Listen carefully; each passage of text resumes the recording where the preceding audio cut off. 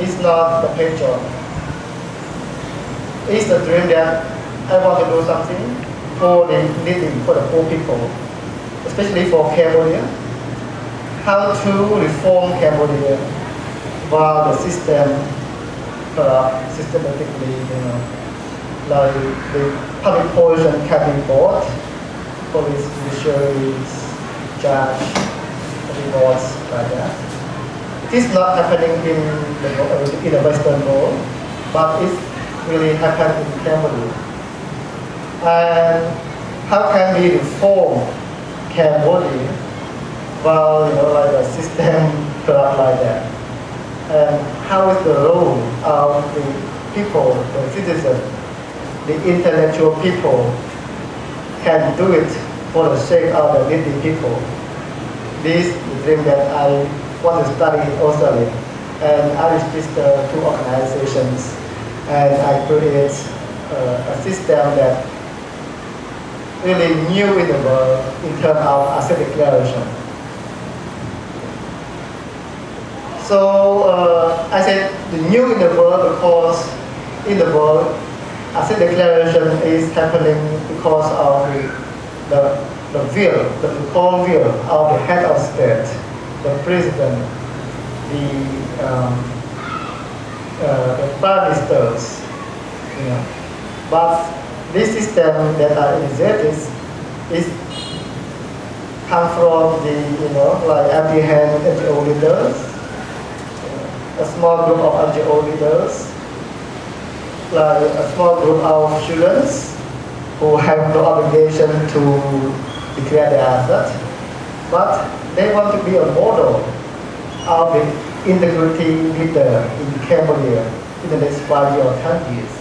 And this is the thing that starts right now. So this one we call it voluntary income asset declaration online to improve effectiveness and transparency. And right now, if I say WIDO refer to voluntary income asset declaration online right now. It's the new term that I invented.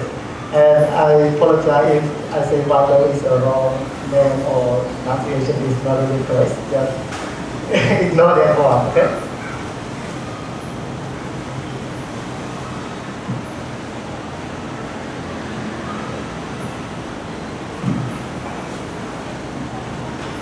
Somebody talking.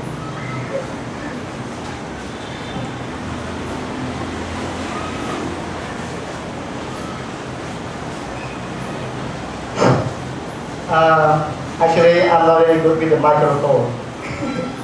So I will try, Okay. This is the content of, my presentation is a bit more detailed, but no need to consider about it. I will run step by step like that.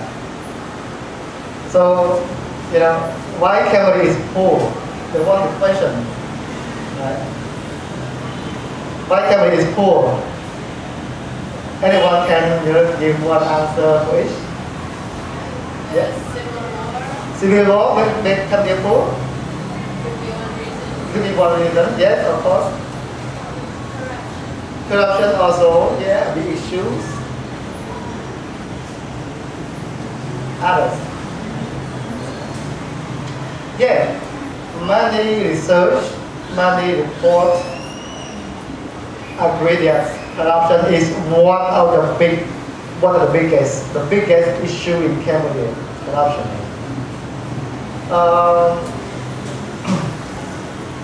Many countries they have resources like Cambodia. Cambodia have like Angkor temple, beautiful temple in the world, just millions of rice fields, like rivers, coloring, like mountains. We have mining, we have the oil as well. We have the forest, and we also have beautiful, beach. But still, why Cambodia is still poor? Because our resource is lost because of corruption. We lost because of the corruptions. So we ask, have the government try to do something or don't try to do something to prevent the corruption or fight corruption? They have to do it, but still have limitations. They try to make some kind of public reform, try to check balance of power, try to decentralizations, try to increase the wage of the government officials, and try to do like reform as well. But they fail because of the leader have no genuine will to do the major reform. And the problem is that nepotism resist the reform. Family members resist the reform. They just want to protect their benefits in their family and resist the reform.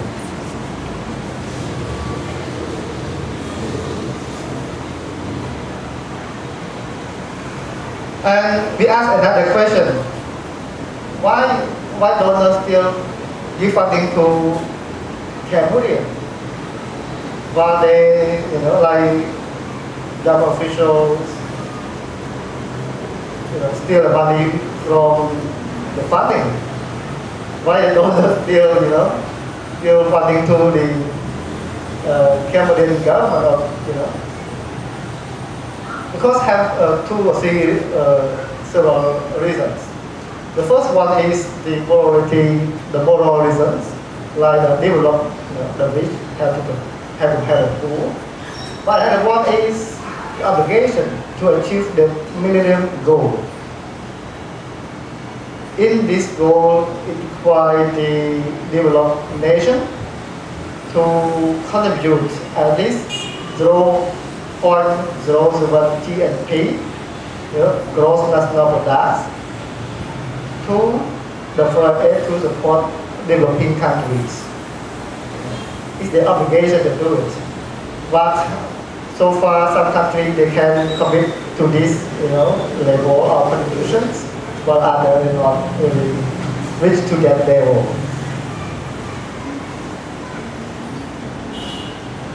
So in Cambodia, in 2014, we got over $1 billion, from the foreign aid. And NGOs received around over $300 million to deliver services in terms of education, public infrastructures, and sometimes they complement the role of the state. They not really, challenge the state to have accountable to the people, but it just come here to complement the state role or obligation.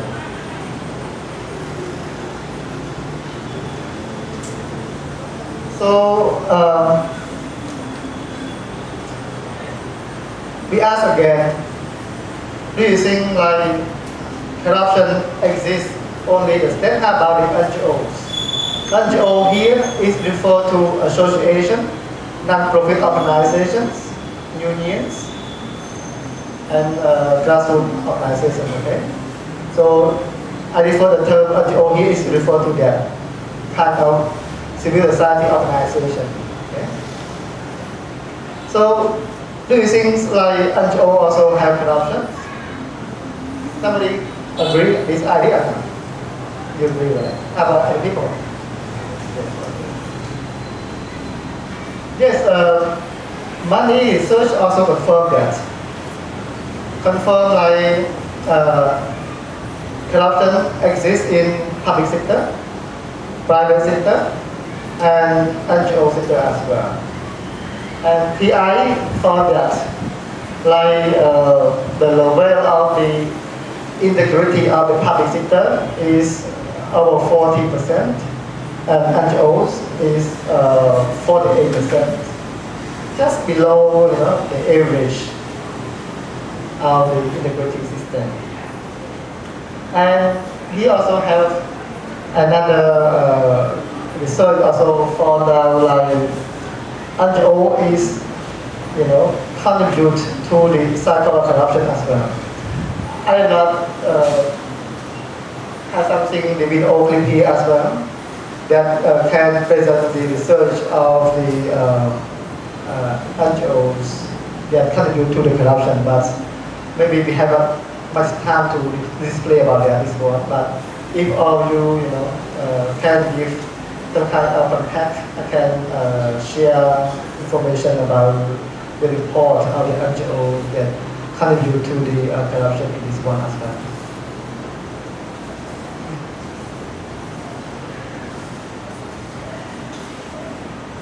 So now we ask another questions. While corruption exists in all aspects in Cambodia, who going to start to demonstrate the integrity to be the leader?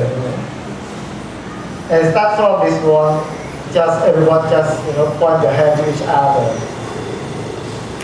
The government, they say they have done many reforms, like they have separation of power, have the police, judiciary, have anti-corruption laws, have the ACU with anti-corruption unit, and have the practice like asset declaration but put in the law.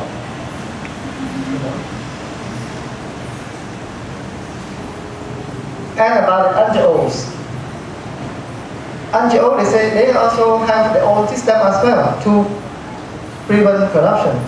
They have the board member, internal policies,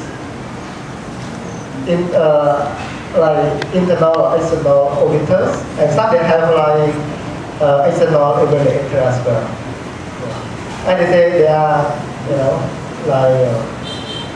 free from corruption, or they have good government system. But it's not really exist. While you can see like the government have a lot of state departments, law, rules to prevent corruption. Some of the officials try to, catch the corrupt official, but still have a lot of criticize that, the system is corrupt. How about the NGOs? That the board member have, 3 or 5 board members, some they have 7 board members. Meet 2 times per year, maybe half an hour or 1 hour or maybe half a day to chat. How can they use the power to bring the executive director into account? How about the internal policies that have few pages, maybe staff policy a bit, payment or working hour a bit? How can they ensure like the practice is really free from the corruption? Internal audit as well.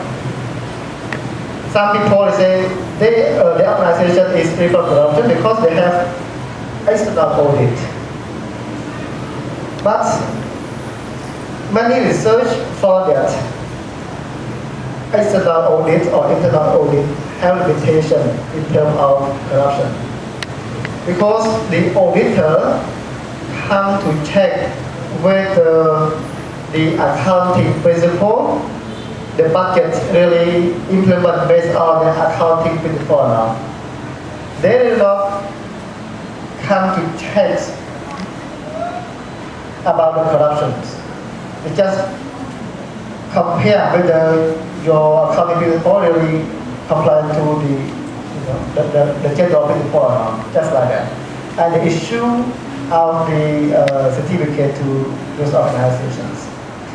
But many firms, auditing firms, they got the benefit from the hosting the institution that they go into it, because they get fee from there.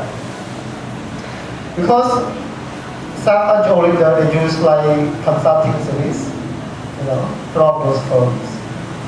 So this is why those auditors tolerate any mistakes from the host institutions. And there are many examples that confirm that auditors is not really come to catch corruption, just come to check the principle whether they implement the practice of the accounting principle. For example, in India, in US, for example, they have the public institutions like auditor, public auditor, that come to check the state departments. But those auditors is not really do to check the corruptions. They come to check, they come to share the cake. The word they come to share the cake. It's time to share the cake. And I have some friends also, they work with the Sustainable Audit Authority in Canada also. They also confirm like that. 1 year they come to the province to one town, and that time just share the cake that the provincial, the waiters, they sell something and share together, just like that. And not only in Cambodia, other countries as well.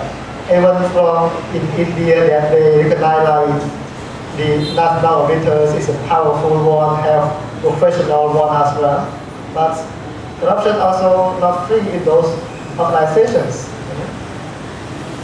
So this is why we say it is time to think again our practice. How can we improve our practice in terms of improve its effectiveness in the support of the needy.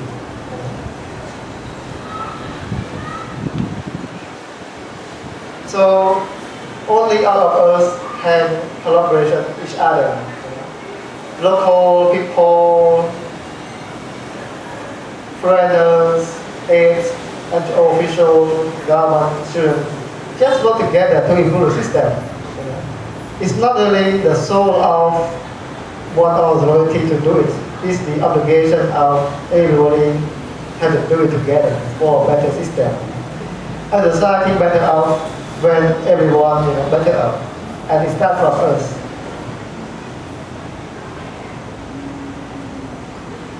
So this is why I propose a solution. We call it VITAL, Voluntary Income and Asset Declaration Online. And the purpose of VITAL is to enhance the public trust and transparency in the public institutions. But our purpose is start from NGO sector, because we cannot start with the government that have big powers, big networks. We start from the NGO leaders, and I will tell it on why we start from the NGO leaders. Another one is to reduce the public interest of the public officials. Check the value of the public officials, whether they have conflict of interest or not. Check the value of the official, whether they get the value from the illegitimacy source. And this purpose is come from the US. The original purpose of income as a declaration comes from the US. The US, when the US win the World War II, World War II win in which year? Who knows? Maybe international students know, right? When the World War II finished.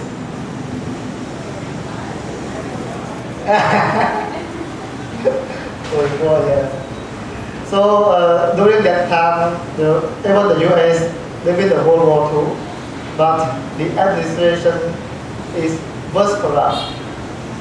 People lost trust with the public officials. But that time, the President Truman raised one problem about government comes from the people, serve the people. And this, based on this principle, we say in order to enhance the public trust or the government official, we have to demonstrate our integrity. And the best way to integrate it, to demonstrate our integrity, is to declare our asset information. So that time they just use the paper-based. So they create a department and they declare it about income, expenditure, the source of income, their properties. And those departments have authority to check whether those officials, get any wells, from any illegitimate source. So start from that time, the corruption in the U.S. dropped significantly. It enhanced the fair trade. It enhanced the public trust in the public institutions. And then the time we had the EU system. That time EU is not really a big member state, just only around 10 that time. In around 2000, EU just adopt a principle requires new state members to adopt asset declaration law before going to the EU members. And start from that, EU states become, like a strong state in terms of transparency, low corruption level in the public sectors. And this kind of practice is influenced to South Korea in Asia. In Asia, it was really, not accepted socially because people still consider about privacy. People still consider about personal insecurity in the practice of asset declarations. And some people, they have a policy enjoy margin corruption while they have to practice asset declaration. So they don't know how to do it. But South Korea is like a lucky country that has the strong commitment President Kim Jong-un. Kim Jong-un, he was passed away last year. And that president, he started by himself. That time don't have law required to do it. But he started from himself to declare his asset. And then he asked his cabinet members to do it. And those members who reject it, just, dismissed from the positions. And the one who, agreed to demonstrate their asset declaration just will maintain their positions. And South Korea start from that is improve a lot of business environments, increase public trust in the public sectors. And start from that time, the industrial, Korean industrial just grows very significantly in Asia and attract a lot of Western investment in South Korea.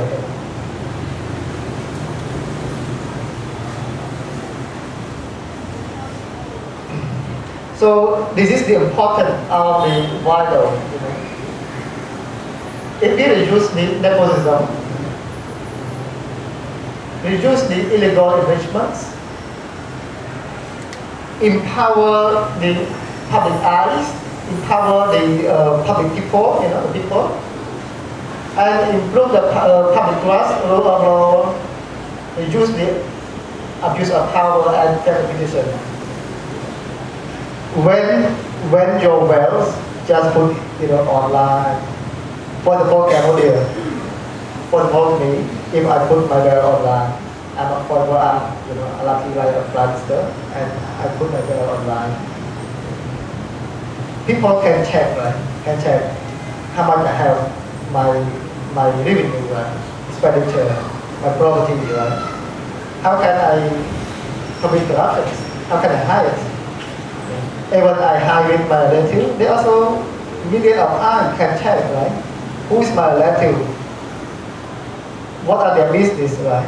So people can check, can report it. see. So it is a very powerful one that in general practice and confirm that the country that practice asset declaration online nowadays, those countries is developed country.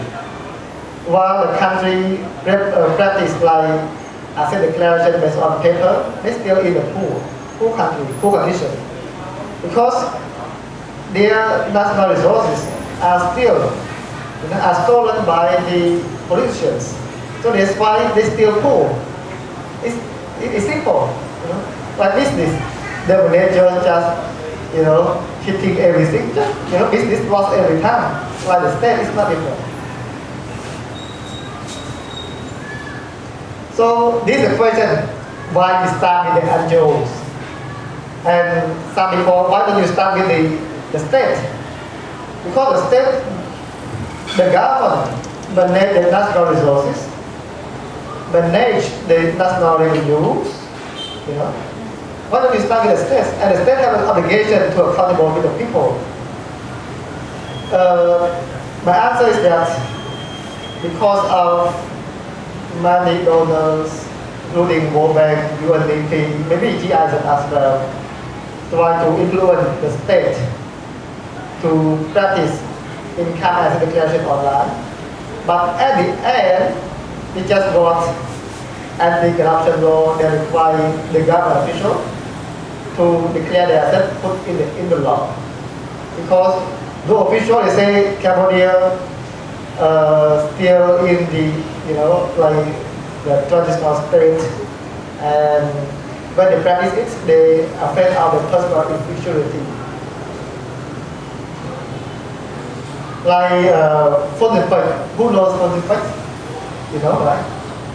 Voluntarily was the royalist party who win the election in 1993, and because of the former king the popularity, and people really want to change the regime from their time from the Hun Sen government to the real government. But when Voluntarily won the elections, they also reject to practice this kind of practice as a declaration online. They concern about personal insecurity, but behind that, a lot of national properties were sold to private companies, and this kind of practice, people lost trust with those parties that now disappear. You see, disappear because of they lost their promise with the people. So I start with the small group of NGOs that we think we have no chance to be the leader of the country, but at least we can enhance integrity in our own institutions. We can enhance integrity, reduce corruption in our own institutions, and we start from there. And we hope that this kind of practice will influence to the political party, and it will influence to the public sector in the long run. Because NGO play a role, also play a role to accountable to the people. NGO also have, need integrity, transparency, and accountability as well, because they manage the foreign aid. They manage the foreign aid on behalf of the people. You see, this is a new concept. NGO manage the foreign aid that support the poor people on behalf of the people. That's why they require to practice wider. And this practice is based on volunteer. No law requires them to do it right now. But we start from those who want to see Cambodia is a better place, a better society, and they themselves can do something from themselves. No need the law to require them to do it. You know, our society, our home, we can start do something for our home. See, and this one as well is more important in effectiveness and transparency. You see, many NGOs just become like family NGOs. I do not want to mention the name of the NGOs, but all of you may know some NGO leaders, like NGO managed like a family company, and they are big organizations as well, not only small, big organizations, but those still, funding $1 million annually to those organizations. Their family work as director, board members, accountant, and other officials. And this kind of practice is, is the conflict of interest. But I don't know why donors still, fund those organizations. Maybe some brothers people here, we can ask or see again how can we do it.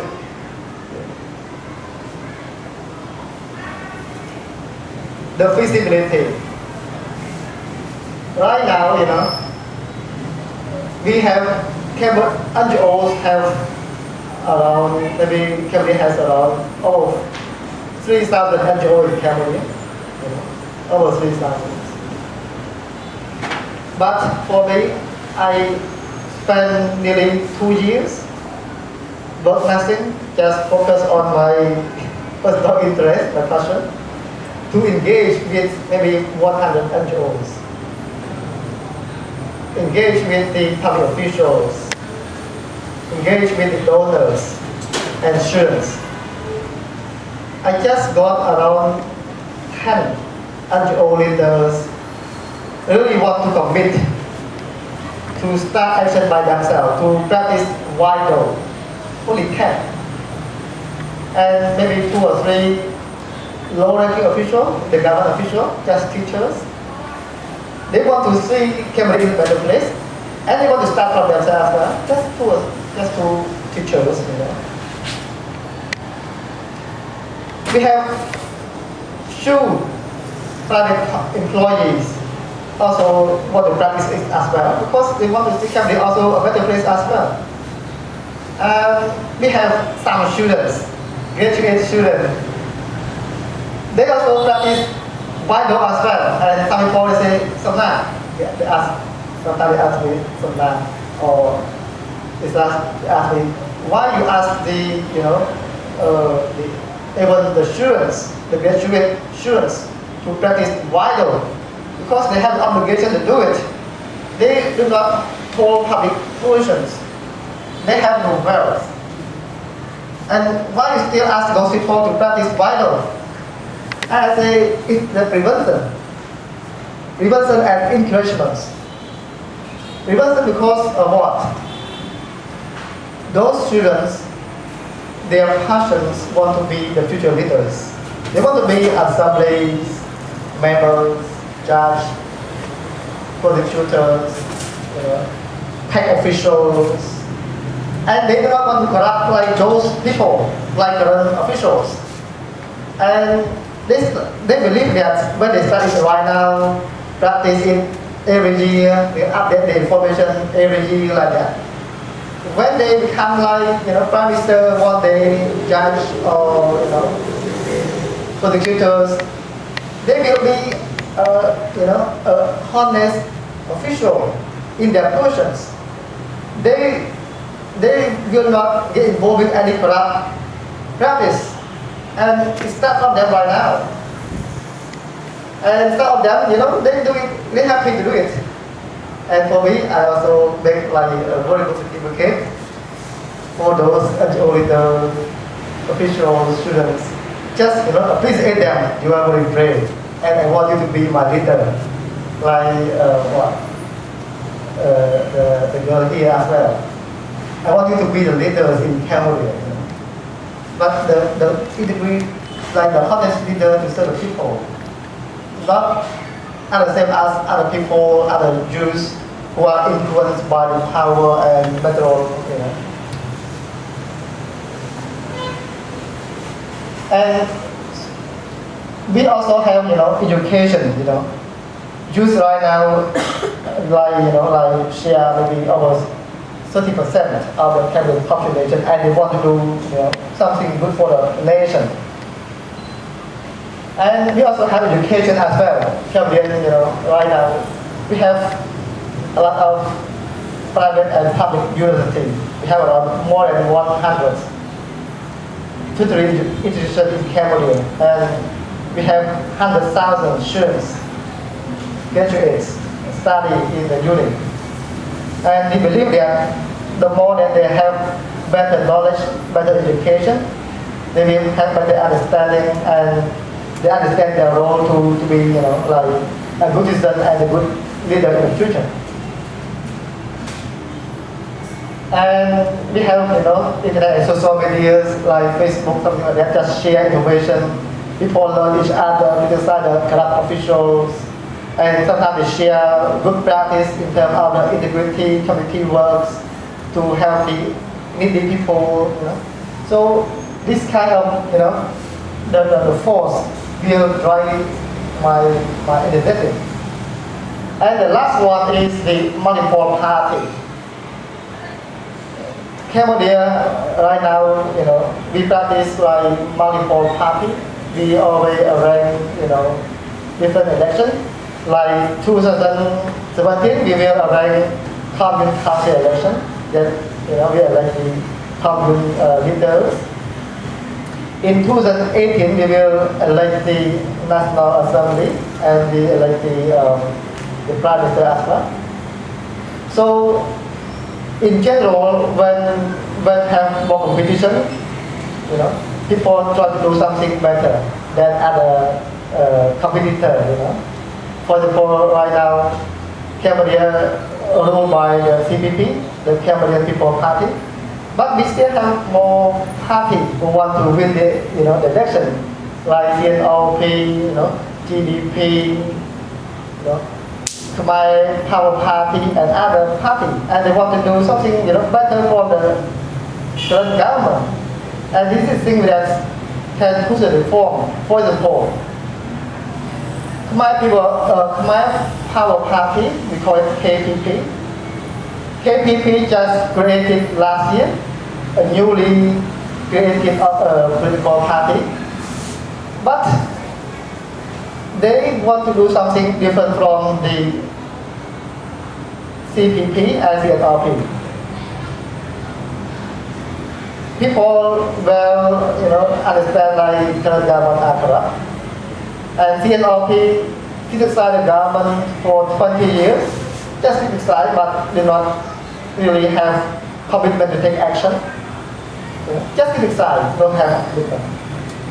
But KPP, my power party, they have commitment. They have commitment to practice widow. Because of why?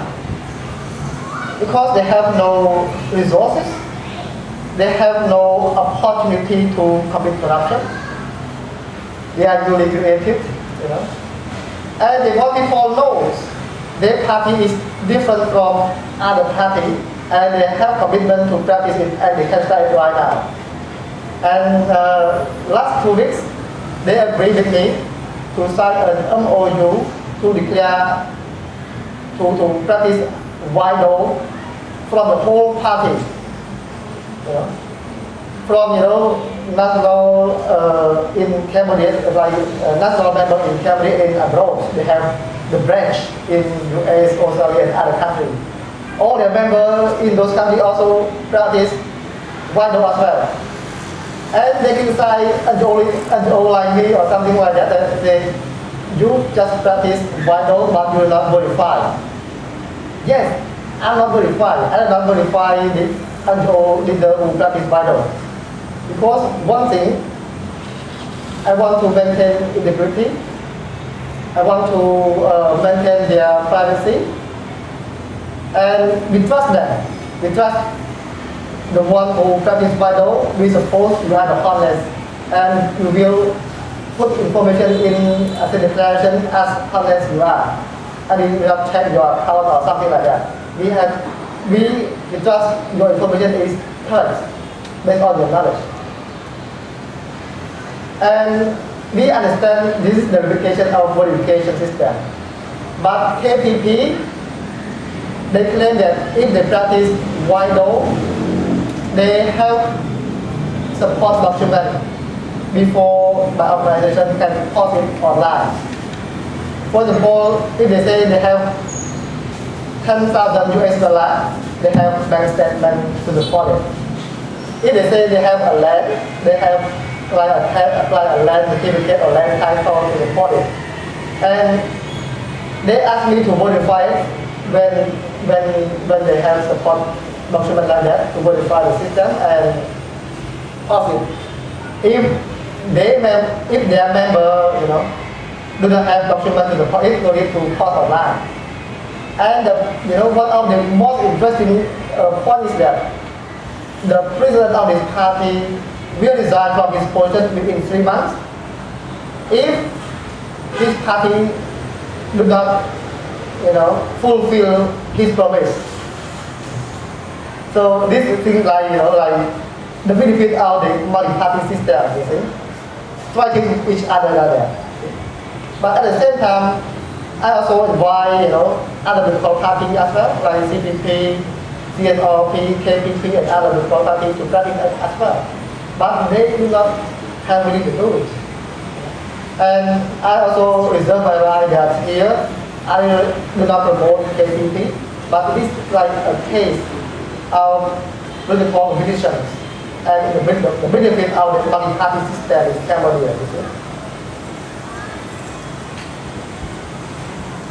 See here, now I have around 30, NGO leaders, students. Who can guess who is the first NGO leaders who practice WIDO? If anyone can guess it correct people, I can give you a gift, maybe like a bottle of water or wine or something like that. If you want, just want to encourage. You can guess the first NGO leaders who practice WIDO. And I'm sure all of you may know his name. He's very famous one. Oh.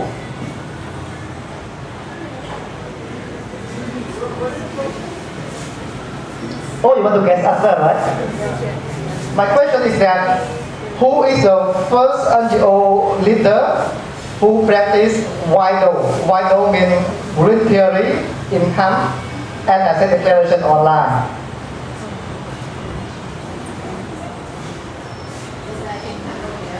In Cambodia and here as well.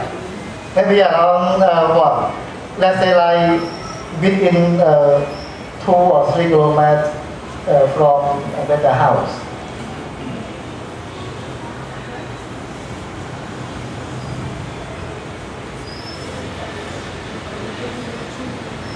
Just around here, from their side,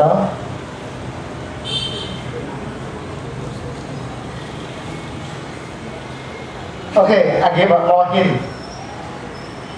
Those NGO playing very important role to support document for Khmer Tribunal. Huh? This is camp. Yeah, you are correct.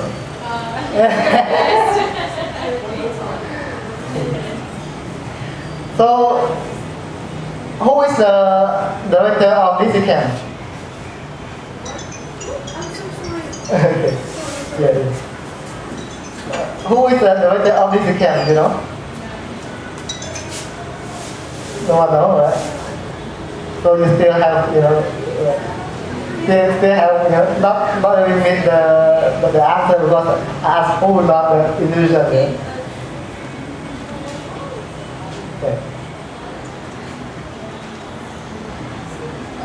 I did not have his photo here, but I just have it there. Maybe you can find it. Mr. Chang Yu. You know Chang Yu? No one knows Chang Yu, right? Oh. Chang Yu, he used to be, like a student who migrated to the U.S., study U.S. and work in U.S. And later on, in 1993, he came to Cambodia in the mission of the United Nations like UNTA to arrange an election in Cambodia.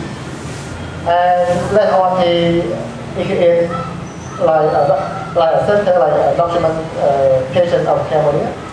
They compile all the documents related to the Khmer religions like that. And Chang Yu, he is one of the most powerful people in the world in the magazine, in the magazine of maybe around 2017 they write it. And he was like one of the heroes in Asia as well. Because his commitment in terms of collecting like documents related to Khmer religion in the world because of that. And one of the inspiring aspects that encourage this kind of this kind of leaders to support my initiative, because he wanted to do it for a long time. He wanted to do it for a long time. I do not know how can he start it. And that time when I come back from Australia, I met him one time when we launched like a Paris Agreement report in my school, and we have a chance to chat a bit. And when I come back to Cambodia, I just introduced my idea about the rationale and the like expectation that I want to get it. And he surprised and he raised his hand to support it. And this, his support really embraced me to keep my works continuous for 2 years without any pay. Just one support.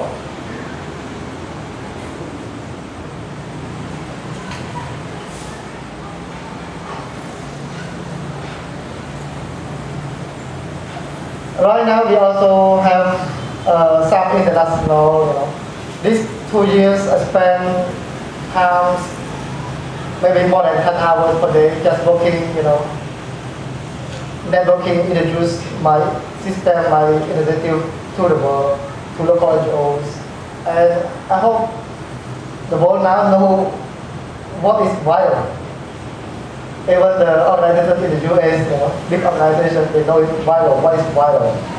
And right now, my organization is registered with we call it UNODC, United Nations Office Drug and Grammar there. We register in the website of that UN website.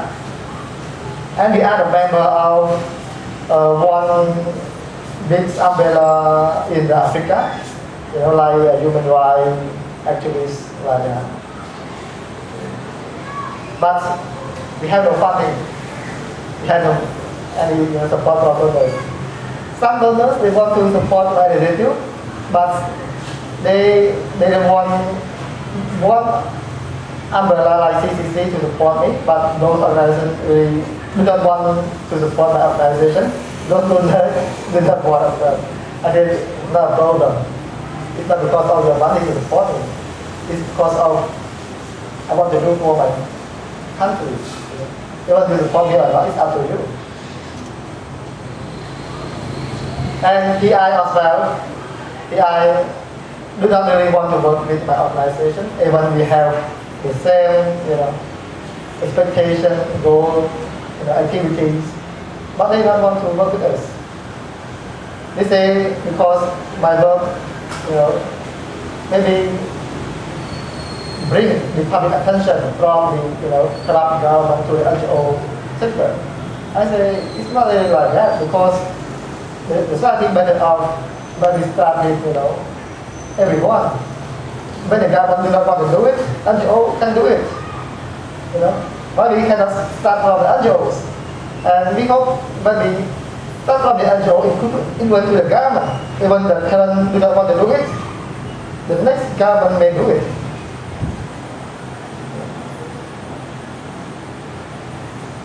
So the constraint force.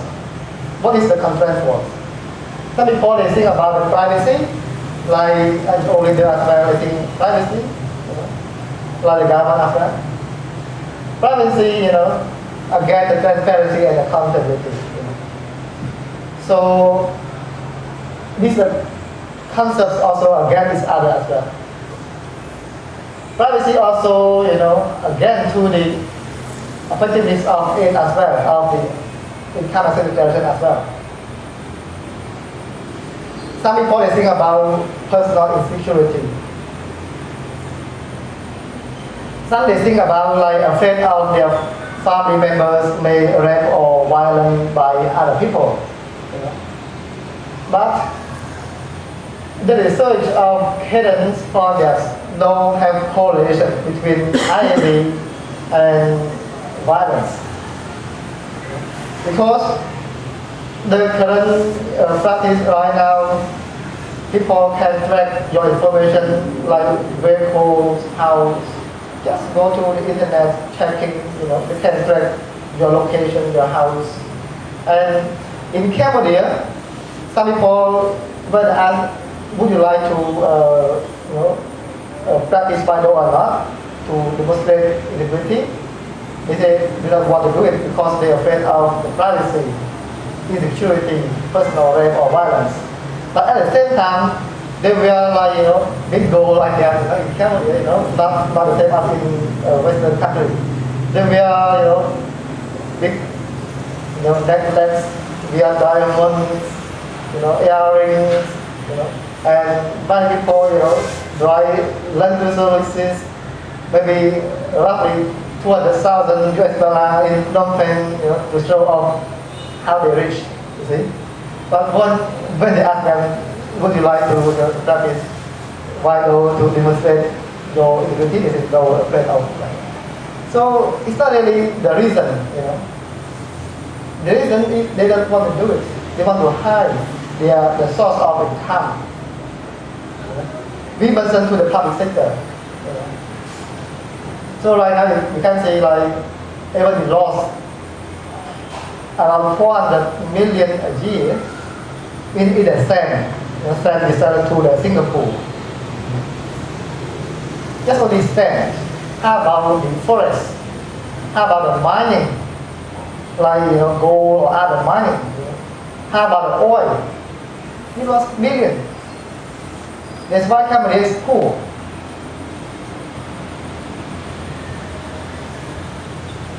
And the constraint was also from the government and NGO leader as well. NGO leader say they have the obligation to practice vital. You know, what they have to practice it as long as the donor give money to them is enough. You know, they just practice, you know, like this something that donor practice is enough. No need to practice vital. It's just, you know, satisfy the donor, you know, interest. It's not really accountable to the people. You know. ACU as well, ACU, judiciary as well, they don't want to do it. Okay.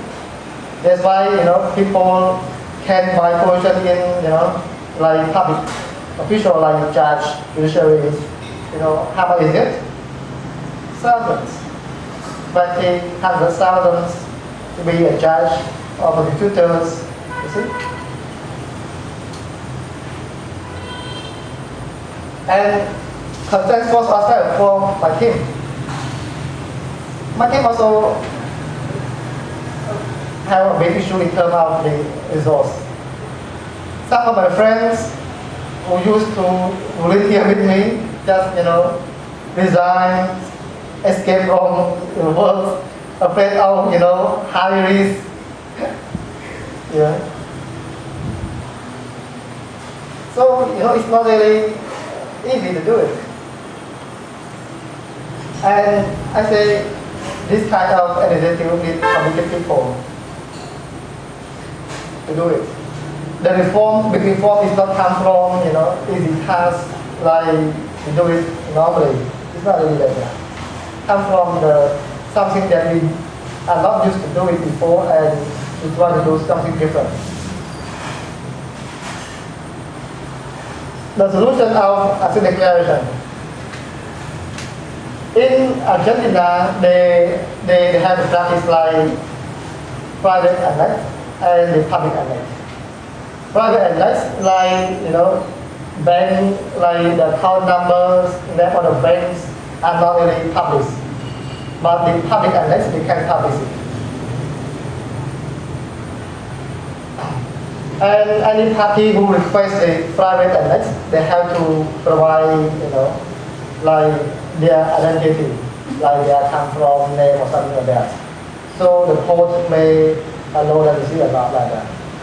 They want to trade it.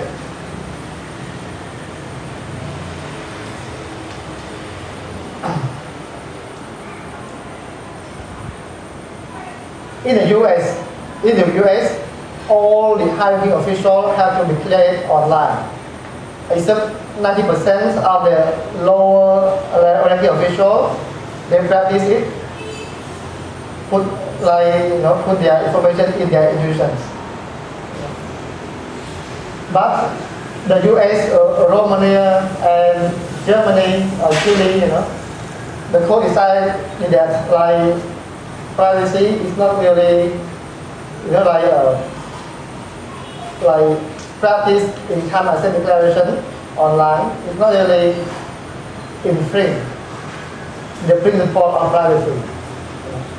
Like easy, like if you are a public official, you manage the public resource on behalf of people. You have to demonstrate your integrity is very fair enough, right? And if you cannot to demonstrate your integrity, you are not qualified to manage that resource, right? So this kind of the court's decision is very fair enough for that. And you have to decide by yourself whether you want to be like public official to make public assets, or you want to be like private employees for your personal benefit, right? So you have your own choice. If you come to the public sphere, you have to demonstrate your integrity for the people.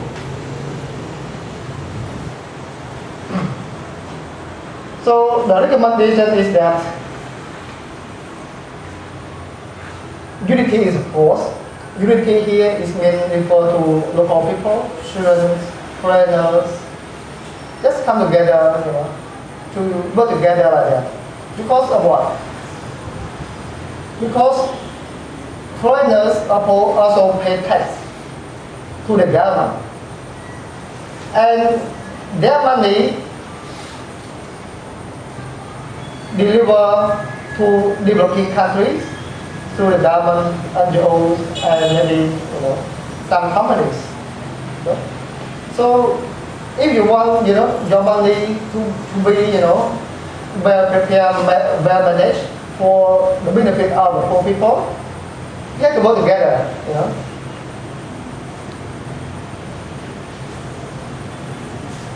Another thing, donor should invest vital in funding condition. Those who need funding and no have personal commitment to demonstrate their integrity should not get funding anymore. You need money, you have to practice vital in terms of demonstrate your integrity for the communities, for your colleagues. And Chan Yuk, I will show you some information of his declaration. His information when he declares have nothing and have only that. Ask him why you have no assets, why you have no revenues. you know. And but you have only that, and you work with a major organization like manage millions of dollars, and he plans to create like different institutions that spend around $70 million like that. Asking who will uncle through the email. I, you know, why though has proposed your colleague, your community, check your integrity, whether your asset declaration is really correct compared to your own actual practice, your own you know, like actual resource that you have. You can check it. They can check your asset declaration and check your wealth here. And he said, yes, he really had nothing to declare because his money, every month, he just spent to support his living, and the remaining money he just deliver to the other people or something like that. Just deliver, you know. I know the place that he deliver, maybe charity or something like that. So, you know, this practice is interest the public eye, the public, to check those officials, those leaders, whether they declare information in the online and the actual voluntarily, you know, the same thing or not. So we encourage people to check it rather than ACU, you know.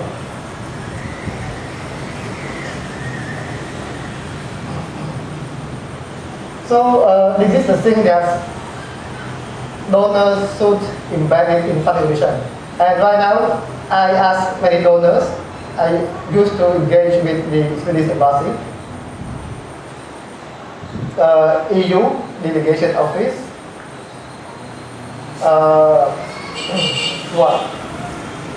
point another organization like Voluntarily, something like that. But those donors really they don't want to invest money in funding mission. They don't want to do it.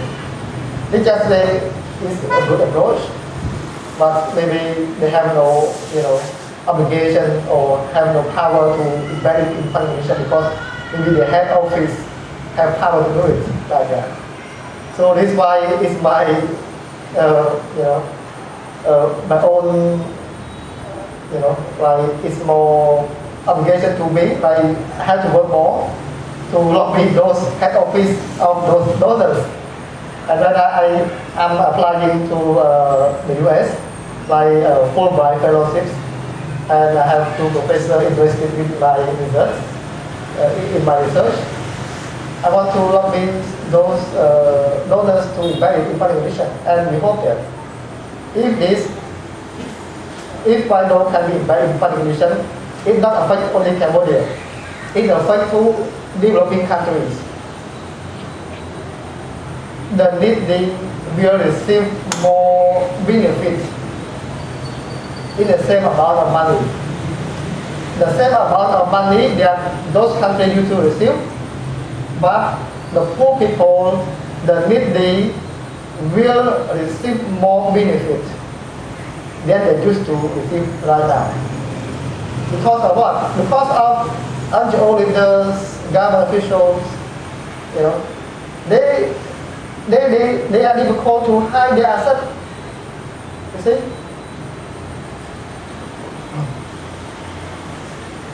So the last word for the future leader right now, just, you know, just come to serve, not to steal.